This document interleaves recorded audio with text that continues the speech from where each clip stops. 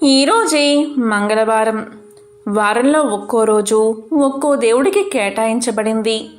ఆదివారము అంటే ప్రత్యక్ష దైవమైన సూర్యనారాయణ మూర్తికి, సోమవారం మహాశివుడికి, మంగళవారం ఆంజనేయుడికి, బుధవారం వినాయకుడికి, గురువారం సాయిబాబాకి, అలాగే దత్తాత్రేయుడికి, శుక్రవారం అమ్మవారికి, శనివారం వెంకటేశ్వర స్వామికి కేటాయించబడింది.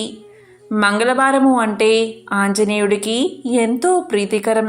మరి ఎంతో విశేషమైన ఈరోజు ఈ కథను విన్నా, చదివినా, చెప్పినా, వినిపించినా సకల శుభాలు కలుగుతాయి. జన్మల దోషాలు తొలగి కోటి జన్మల పుణ్యం వస్తుంది. మరి ఆ కథ ఏంటో ఇప్పుడు ఈ వీడియోలో తెలుసుకుందాం. సీతమ్మ తల్లికి హనుమంతుని మీద అమితమైన పుత్ర వాత్సల్యం. తనను మళ్ళీ శ్రీరామచంద్రుడి సన్నిధికి తీసుకువచ్చింది మారుతే అనే ఆమె నమ్మకం.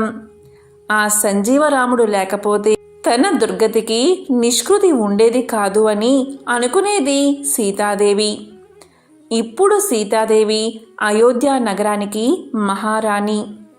ఒకసారి సీతాదేవి పుత్ర వాత్సల్యంతో హనుమను విందుకు ఆహ్వానించాలి అనుకుంది. ఈ విషయం శ్రీరాముడికి తెలియచేసింది. అప్పుడు శ్రీరాముడు ఇలా పలికాడు: సీత, ఆంజనేయుడికి తృప్తిగా భోజనం పెట్టాలి అనుకుంటున్నావా? అతను రుద్రాంశ సంభూతుడు.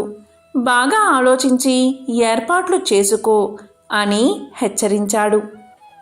అప్పుడు సీతాదేవి ఇలా అనుకుంది: హనుమంతుణ్ణి మహావీరుడిగా, ఆధ్యాత్మిక చింతనాపరుడిగా భావించింది.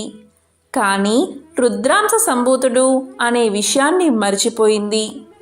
సీతమ్మ తల్లి భోజనానికి అన్ని ఏర్పాట్లు చకచకా చేసేసింది. నోరూరించే పిండి వంటలు తయారు చేసింది. హనుమను ఇంటికి ఆహ్వానించింది. హనుమ సమయానికి ఇంటికి వచ్చాడు. విస్తరి ముందు హాయిగా కూర్చున్నాడు. అన్ని పదార్థాలను సీతాదేవి స్వయంగా వడ్డన చేసింది. వడ్డించినవి వడ్డించినట్లుగా తినేస్తున్నాడు మారుతి. ఒకే పదార్థాన్ని అనేకసార్లు అడిగి వడ్డింప చేసుకుని లాగించేస్తున్నాడు. వండినవి అన్నీ స్వాహా చేసేశాడు. దిక్కు తోచలేదు సీతామాతకు. తృప్తిగా తినకుండా హనుమ విస్తరి ముందు నుంచి లేచే సూచన ఆమెకు కనిపించలేదు.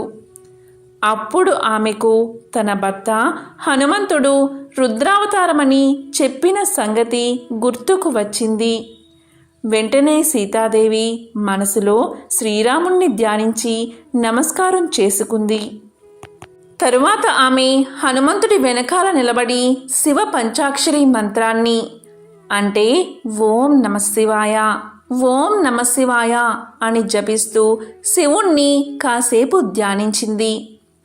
మహారుద్రావతారం అయిన హనుమంతుడు తన రుద్ర రూపాన్ని సీతామాతకు చూపించాడు. కడుపు నిండిన వాడిలాగా తేన్పుతూ విస్తరి ముందు నుంచి లేచాడు. ఆంజనేయుడి శివావతారాన్ని ఆమె దర్శించి ఎంతగానో ఆనందించింది. అప్పటిదాకా సీతామాతకు హనుమంతుడిపై ఉన్న సాధారణ దృష్టి మారిపోయి విశేష గౌరవం కలిగింది. ఇది హనుమంతుడి యొక్క రుద్రాంశ రూపానికి సంబంధించిన కథ. మరొక కథను ఇప్పుడు విందాం. శతకంద రాక్షస సంహారం చేసి సీతారాములు అయోధ్యకు తిరిగి వచ్చిన రోజు ఏకాదశి పర్వదినం. ఏకాదశి వ్రతాన్ని శ్రద్ధతో ఆచరించి మరుసటి రోజు ద్వాదశి పారాయణం చేస్తారు. ద్వాదశ గడియలు దాటిపోకుండా విందు భోజనానికి ఏర్పాట్లు జరిగాయి. రాముడు, అతని సోదరులు, అలాగే అనేక మంది రాజులు, విభీషణుడు, సుగ్రీవాదులు మొదలైన వారందరూ తమ తమ ఉచిత స్థానాల్లో భోజనాలకు కూర్చున్నారు. అందరికీ బంగారు ఆకులలో వడ్డన జరిగింది. భోజనం తినడానికి ముందు అందరూ నీటిని విస్తరి చుట్టూ మంత్రపూర్వకంగా తిప్పడం చేస్తూ ఉన్నారు. అప్పుడు హనుమంతుడు ఒక్క ఉదుటున శ్రీరాముడి దగ్గరకు వచ్చి శ్రీరాముడికి నమస్కారం చేసి ఇలా పలికాడు. రామా భక్త పరాధీన, ఈ దాసుడిది ఒక విన్నపం ఆలకించు స్వామి. మొదటగా మీరు భోజనం చేసిన తర్వాత మా వానర జాతి అంతా మీ ప్రసాదంగా భుజించడానికి అనుజ్ఞ ఇవ్వండి అని ప్రార్థించాడు. అప్పుడు రాముడు ఇందులో ఏదో అంతరార్థం ఉండి ఉంటుంది, లేకపోతే హనుమ ఇలాంటి కోరిక కోరడు అని గ్రహించాడు. అప్పుడు రాముడు ఇలా పలికాడు. సరే హనుమ, అలాగే కానిద్దామన్నాడు. శ్రీరాముడు అతని సోదరులు మహర్షులు తృప్తిగా భోజనం చేశారు.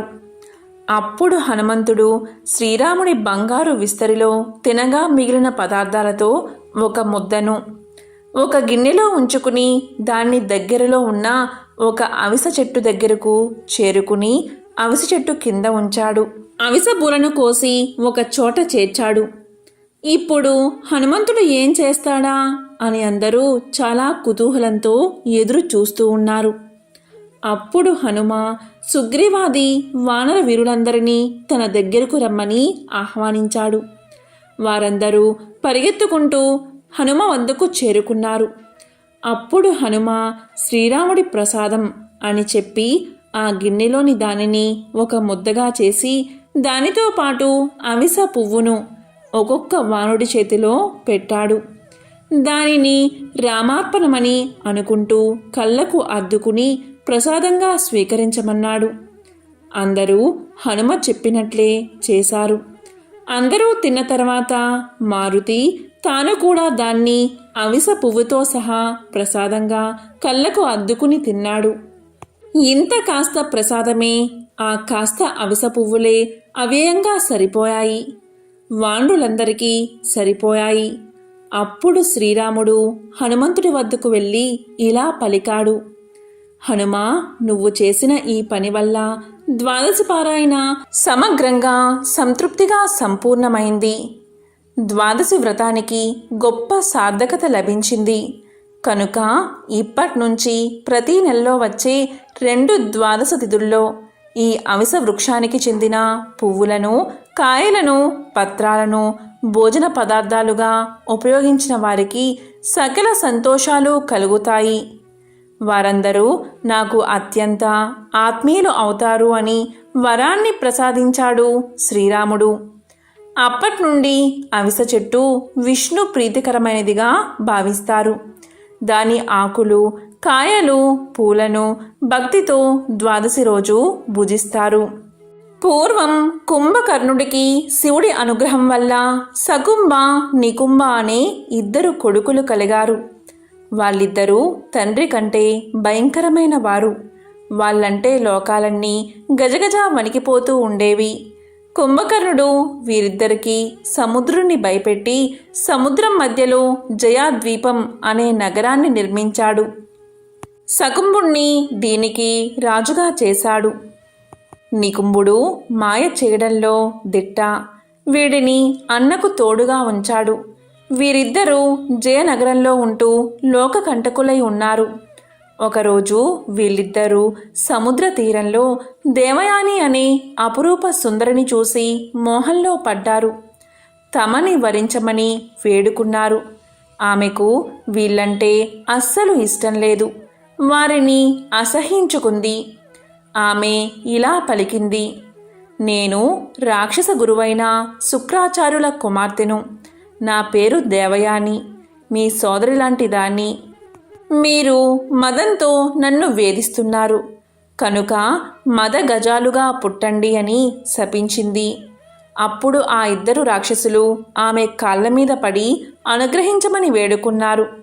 అప్పుడు ఆమె దేవయాని ఇలా పలికింది.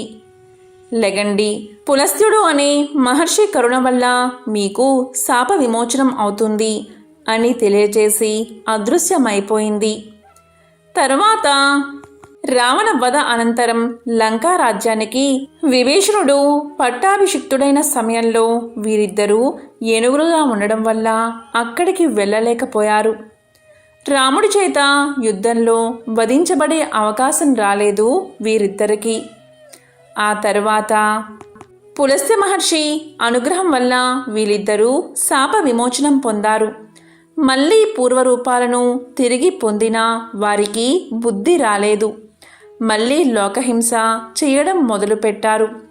ఇంద్రాదులకు కంటి మీద కునుకు లేకుండా చేస్తున్నారు. ఒకసారి నారదుడు ఈ ఇద్దరి రాక్షసుల నగరానికి చేరుకున్నాడు. నారదుణ్ణి చూసి ఆ ఇద్దరు రాక్షసులు ఎంతగానో సంతోషించి అతిథి మర్యాదలు చేసి స్వాగతం పలికారు. వారి అతిథి మర్యాదలకు మెచ్చిన నారదుడు ఎంతగానో సంతోషించి వారితో ఇలా చెప్తున్నాడు. మీ వల్ల ఇంద్రుడు ఎంతగానో భయపడుతున్నాడు అని చెప్పగానే వారిద్దరూ బలగర్వంతో విర్రవీగుతూ ముల్లోకాలలో తమను ఎదిరించే మొనగాడు లేడు అని గర్వంగా పలికారు. దానికి నారదుడు ఇలా పలికాడు. మీ పినతండ్రి విభీషణుడు లంకలో ఉన్నాడు కదా, అతను ఒక్కడే మీ శత్రువు అన్నాడు. ముభావంగా ఇంకేముంది, అగ్గి రాజుకుంది. వెంటనే ఆ ఇద్దరు రాక్షసులు లంక మీద దండయాత్రకు బయలుదేరారు.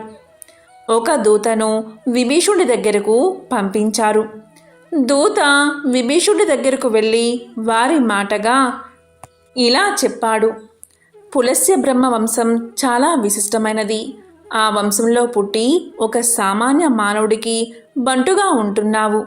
నీకు సిగ్గులేదా? రాక్షస వంశ నాశనానికి నువ్వే కారణం అని తెలియచేశాడు. ఆ మాటలకు విభీషణుడు విపరీతమైన కోపంతో ఊగిపోయాడు. వాళ్ళిద్దరి మీద యుద్ధానికి సిద్ధమయ్యాడు. వారి మధ్య యుద్ధం భీకరంగా కొనసాగింది. ఇరు పక్షాల సైనికులు అనేక మంది చనిపోతున్నారు. విభీషణుడికి దిగులు ఎక్కువైపోయింది. దిక్కు తోచడం లేదు. రాముడే తనకు దిక్కు అనుకున్నాడు. ముందుగా హనుమకు ఈ విషయాన్ని తెలియచేయాలి అనుకున్నాడు విభీషణుడు. వెంటనే గంధమాదన పర్వతానికి చేరుకున్నాడు. ఆ పర్వతం మీద మారుతిని దర్శించి, మారుతి, నీవే నాకు దిక్కు అన్నాడు విభీషణుడు. అప్పుడు మారుతి విభీషణుణ్ణి గౌరవంగా ఆహ్వానించి వచ్చిన విషయం ఏమిటి అని అడిగాడు. దానికి విభీషణుడు ఇలా చెప్పాడు. నీ దయవల్ల, శ్రీరాముని కృప వల్ల నేను లంకా రాజ్యానికి రాజునై హాయిగా ఉంటున్నాను. ఇప్పుడు ఒక ప్రమాదం ముంచుకుని వచ్చింది.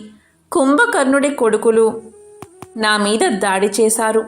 యుద్ధం భయంకరంగా ఉంది. నాకు భయం వేస్తుంది. నువ్వే నాకు దిక్కు. శత్రుభీతి లేకుండా చెయ్యి, నన్ను కరుణించు అని వేడుకున్నాడు.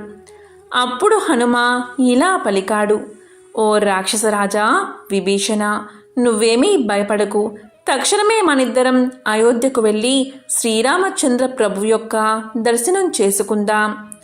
ఆయన అండగా ఉంటే మనకు ఎవరూ అడ్డుగా ఉండలేరు అని అభయాన్ని ఇచ్చి వెంటనే అయోధ్యకు చేరుకున్నారు. రాత్రివేళ శ్రీరాముడి దర్శనం చేసుకున్నారు. వచ్చిన కారణాన్ని అడిగి తెలుసుకున్నాడు శ్రీరామచంద్రుడు. ఆయన విభీషణుడితో ఇలా పలికాడు. విభీషణ, మన వీరాంజనేయుడు మనకు తోడుగా ఉండగా మనకు భయం ఏమీ లేదు. రేపు మేమిద్దరం సకల సేనా సమేతంగా లంకకు చేరుకుంటాము. నువ్వు ఈలోగా లంకకు చేరి నీ ప్రయత్నాలలో నువ్వు ఉండు అని చెప్పి విభీషణుణ్ణి పంపించాడు శ్రీరాముడు. హనుమంతుణ్ణి సకల సైన్యాన్ని మరుసటి రోజుకు సిద్ధం చెయ్యమని ఆజ్ఞాపించాడు. మరుసటి రోజు లక్ష్మణస్వామిని అయోధ్యలో ఉంచి శ్రీరాముడు భరత శత్రుఘ్నులతో సహా సైన్యంతో సహా లంకలో దిగాడు. ఆ రాక్షసులిద్దరికీ ఈ సంగతి తెలిసి యుద్ధానికి దిగారు. రాముడికి ముందు భరతుడు శత్రుఘ్నుడు నిలబడి రాక్షసులతో భయంకరంగా పోరు సాగించారు. కుంభకర్ణుడికి యముడు ఇచ్చిన యమదండాన్ని ఆ రాక్షసులిద్దరూ ఈ అన్నదమ్ములపై అంటే భరత శత్రుఘ్నులపై ప్రయోగించారు. ఆ దెబ్బకు అన్నదమ్ములిద్దరూ నేలపై పడిపోయారు. వెంటనే శ్రీరాముడికి ఎంతో కోపం వచ్చింది. ఆ రాక్షస సోదరులపై వాయవ్య అస్త్రాన్ని ప్రయోగించాడు. అది ఆ రాక్షసులిద్దరినీ సముద్రంలో ముంచేసింది. నేలపై పడి ఉన్న తన సోదరులను చూసి రాముడు దుఃఖాన్ని ఆపుకోలేకపోయాడు. మంత్రులు రాముణ్ణి ఎంతగానో ఓదార్చారు. హనుమను పంపి సంజీవుని తీసుకురమ్మని సలహా ఇచ్చారు. తర్వాత తేరుకున్న రాముడు హనుమతో ఇలా పలికాడు: నాయనా హనుమ, రఘువంశ రక్షకుడివి నువ్వే. సంజీవుని తీసుకువచ్చి నా సోదరులను బ్రతికించు అని బ్రతిమాలాడాడు. అప్పుడు హనుమ ఇలా పలికాడు: రామప్రభు, సంజీవనే కాదు, అవసరం వస్తే ఇంద్రుడితో పోరాడి అయినా అమృతాన్ని తీసుకుని వచ్చి నీ కార్యాన్ని నెరవేరుస్తాను అని హామీ ఇచ్చి బయలుదేరి వెళ్ళాడు హనుమ. గగన మార్గంలో దివ్యపురి అయిన అమరావతి నగరాన్ని చేరుకున్నాడు. హనుమరాకను చూసిన ఇంద్రుడు స్వాగతం పలికి రాకకు కారణం అడిగాడు. అప్పుడు హనుమ జరిగిన విషయాన్నంతా వివరించి చెప్పాడు. అప్పుడు ఇంద్రుడు ఎంతో ఆనందంతో అమృత కలశాన్ని ఆంజనేయుడికి అందజేశాడు. ఇక హనుమ క్షణం కూడా ఆలస్యం చేయకుండా లంకకు చేరుకుని శ్రీరాముడికి అమృత భాండాన్ని అందజేశాడు. హనుమ సాహసానికి శ్రీరాముడు ఎంతగానో సంతోషించి హనుమను హృదయపూర్వకంగా ఆలింగనం చేసుకున్నాడు. నాయనా హనుమ, ఈరోజు భరత శత్రుఘ్నులను పునర్జీవులను చేసి రఘువంశానికి గొప్ప మేలు చేశావు. వాళ్ళకే కాదు, నాకు కూడా పునర్జన్మను ప్రసాదించావు. వాళ్ళు లేకుండా నేను లేను కదా. నువ్వు మనస్సు ప్రయాణించే వేగంతో ప్రయాణించగల సమర్థుడివి. క్షణకాలంలో దేవలోకానికి వెళ్ళి అమృతాన్ని తీసుకువచ్చావు. నీకు ఇది చాలా తేలికే, కానీ మాకు మాత్రం అద్భుతం, పరమాద్భుతంగా ఉంది అని రాముడు హనుమను ఎంతగానో మెచ్చుకున్నాడు. మారుతి వినమ్రంగా ఇలా పలికాడు: స్వామి, ఇది నీ ప్రతాపం మాత్రమే, ఇందులో నాదేమీ లేదు. నేను నీ బంటుని మాత్రమే అని పలికాడు. అప్పుడు శ్రీరాముడు హనుమ తెచ్చిన అమృతాన్ని తన సోదరులిద్దరికీ భరత శత్రుఘ్నులకు తాగించాడు. వారిద్దరూ నిద్ర నుండి లేచినట్లుగా లేచి కూర్చున్నారు. రామాగ్నిపై హనుమంతుడు మళ్ళీ ఆ అమృత కలశాన్ని ఇంద్రపురికి తీసుకువెళ్ళి దేవేంద్రుడికి అప్పగించాడు. తిరిగి లంకకు చేరుకున్నాడు. వెంటనే శ్రీరాముడు ఆలస్యం చేయకుండా సకుంభ నికుంభుల రాజ్యమైన జయద్వీపానికి విభీషణుణ్ణి పట్టాభిషిక్తుడు చేశాడు. అంటే రాజును చేశాడు. ఇది హనుమ యొక్క పరాక్రమం తెలిపే ఒక విశేషమైన కథ. హనుమంతుడు సాక్షాత్తు శివుని అవతారం. హనుమంతుణ్ణి ఆంజనేయుడు, అంజనీసుతుడు, బజరంగ బలి, మారుతి, పవనపుత్రుడు మొదలైన పేర్లతో పిలుస్తారు. హనుమంతుడి అనుగ్రహాన్ని పొందేందుకు హనుమంతుడి మంత్రాలను పఠించాలి. ఈ మంత్రాలు చాలా శక్తివంతమైనవి. అత్యంత అంకితభావంతో జపిస్తే భక్తుల కోరికలు తప్పకుండా నెరవేరతాయి. కాబట్టి ఆ హనుమ మంత్రాలేంటో ఇప్పుడు తెలుసుకుందాం. ఈ మంత్రాలను పఠించడం వల్ల ఆరోగ్యం, సంపద, విజయం, సమృద్ధి లభిస్తాయి. ఆ మంత్రాలు ఏంటి అంటే, మొదటిది ఓం హనుమతే నమః. ఓం హనుమతే నమః అంటే హనుమంతుడికి నమస్కారము అని దీని అర్థం. ఈ మంత్రాన్ని జపించడం వల్ల జీవితంలో దీర్ఘకాలిక సమస్యలు మరియు బాధలను అధిగమించవచ్చు. ఇది హనుమ యొక్క మూల మంత్రం. దీనినే కార్యసిద్ధి మంత్రము అని కూడా అంటారు. వ్యాపారంలో పురోగతి, ఉద్యోగ ప్రయత్నాల్లో ఉన్నతి, అడ్డంకులు అధిగమించడానికి ఈ మంత్రం చాలా బాగా ఉపయోగపడుతుంది. ఇక మరొక మంత్రం శ్రీరామదూతాయ నమః. శ్రీరామదూతాయ నమః. శ్రీరాముని దూతగా, సేవకునిగా పేరుగాంచిన దివ్య హనుమంతుడిని మేము వేడుకుంటున్నాము అని దీని అర్థం. ఇది హనుమ యొక్క బీజ మంత్రం. ఈ మంత్రాన్ని పఠిస్తే ఏకాగ్రత మరియు ఆనందం కలుగుతాయి. ఇక మూడవ మంత్రం ఓం ఆంజనేయాయ విద్మహే వాయుపుత్రాయ ధీమహి తన్నో హనుమత్ ప్రచోదయాత్. ఓం ఆంజనేయాయ విద్మహే వాయుపుత్రాయ ధీమహి తన్నో హనుమత్ ప్రచోదయాత్. ఆంజనేయుడు అంజనాదేవి యొక్క దివ్య పుత్రుడు మరియు వాయుదేవుని కుమారుడైన హనుమంతుడు మన మనస్సును జ్ఞానం మరియు బుద్ధి వైపు నడిపించాలని ప్రార్థిస్తున్నాము అని దీని అర్థం. ఈ మంత్రం భక్తుల జీవితాల్లో ఎంతో శక్తిని, ఉత్సాహాన్ని నింపుతుంది. అన్ని ఆపదల నుండి ఇది కాపాడుతుంది. శత్రువులపై విజయం సాధించేలా చేస్తుంది. మనశ్శాంతిని కలగజేస్తుంది. ఇక 4వ మంత్రం. ఓం శ్రీ వజ్రదేహాయ రామభక్తాయ వాయుపుత్రాయ నమోస్తుతే. ఓం శ్రీ వజ్రదేహాయ రామభక్తాయ వాయుపుత్రాయ నమోస్తుతే. దృఢమైన దేహం గల పరమాత్మునికి నమస్కారం. వాయుదేవుని కుమారుడు, శ్రీరాముని యొక్క గొప్ప భక్తుడు, పవనపుత్రుడైన హనుమంతుడికి నేను నమస్కారం చేస్తున్నాను అని దీని అర్థం. ఈ మంత్రాన్ని జపించడం వల్ల అడ్డంకులు తొలగిపోతాయి. విద్యార్థులు తప్పనిసరిగా ఈ మంత్రాన్ని పఠించడం వల్ల శుభ ఫలితాలు కలుగుతాయి.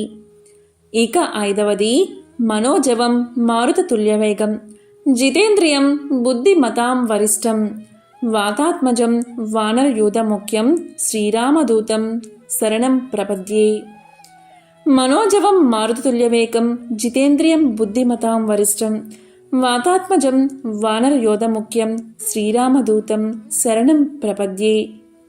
చిరుతపులిలా వేగవంతమైన వాడు, గాలిలా వేగవంతమైన హనుమంతుణ్ణి శరణు వేడుకుంటున్నాను. అతను అన్ని ఇంద్రియాలకు అధిపతి. నాకు శ్రేష్ఠత, బలం, తెలివి మరియు జ్ఞానాన్ని ఇవ్వమని నేను అతన్ని కోరుతున్నాను. అతను వాయుదేవుడి కుమారుడు, వానరులందరికీ అధిపతి, శ్రీరాముని దూత. ఆయన ముందు నమస్కారం చేసి శరణు వేడుకుంటున్నాను అని ఈ మంత్రం అర్థం. ఈ మంత్రాన్ని క్రమం తప్పకుండా జపించడం వల్ల దీర్ఘకాలిక నొప్పుల నుండి ఉపశమనం కలుగుతుంది. తీవ్రమైన వ్యాధులను అధిగమించడంలో సహాయపడుతుంది. ఇది క్రమం తప్పకుండా జపిస్తే చుట్టుపక్కల సానుకూల శక్తిని తెస్తుంది. ఈ హనుమాన్ మంత్రాలు మనసుపై ఓదార్పు ప్రభావాన్ని కలిగి ఉంటాయి. మనసును ప్రశాంతంగా ఉంచడంలో సహాయపడతాయి. భక్తుల జీవితాల్లో ఆర్థిక స్థిరత్వాన్ని, సంపద మరియు శ్రేయస్సును కలగజేస్తాయి. జై శ్రీరామ్, జై హనుమాన్.